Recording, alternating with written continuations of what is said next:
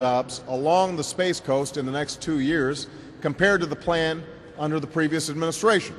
So I want to make that point.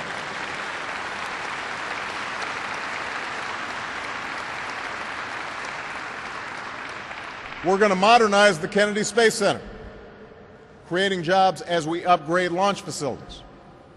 And there's potential for even more jobs as companies in Florida and across America compete to be part of a new space transportation industry. And some of those industry leaders are here today.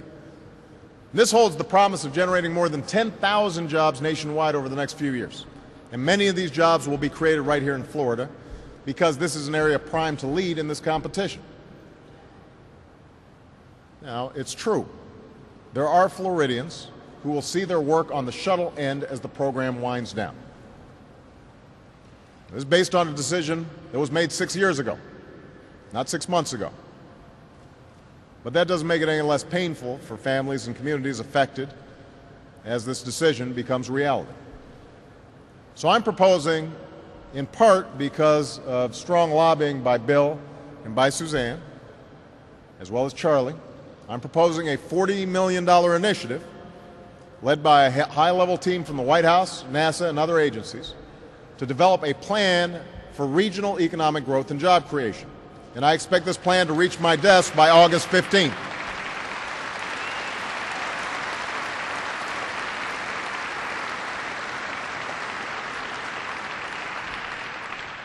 It's an effort that will help prepare this already skilled workforce for new opportunities in the space industry and beyond. So this is the next chapter that we can write together here at NASA. We will partner with industry. We will invest in cutting-edge research and technology. We will set far-reaching milestones and provide the resources to reach those milestones.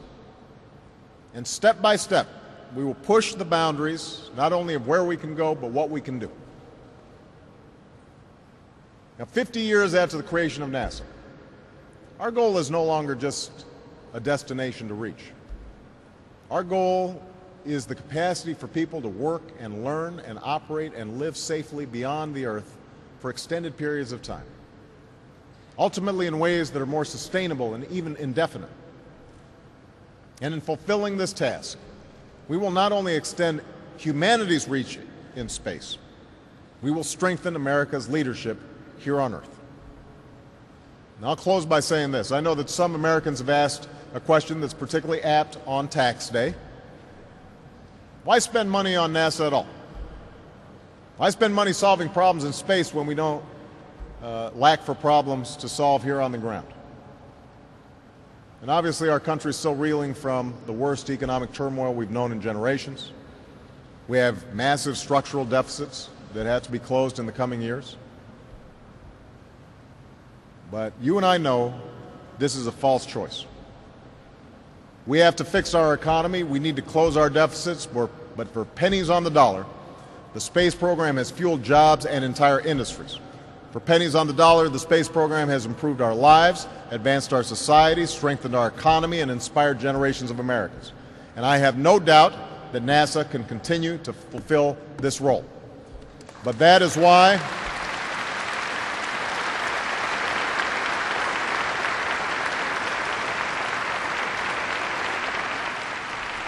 But I want to say clearly to those of you who work for NASA, but to the entire community that has been so supportive of the space program in this area.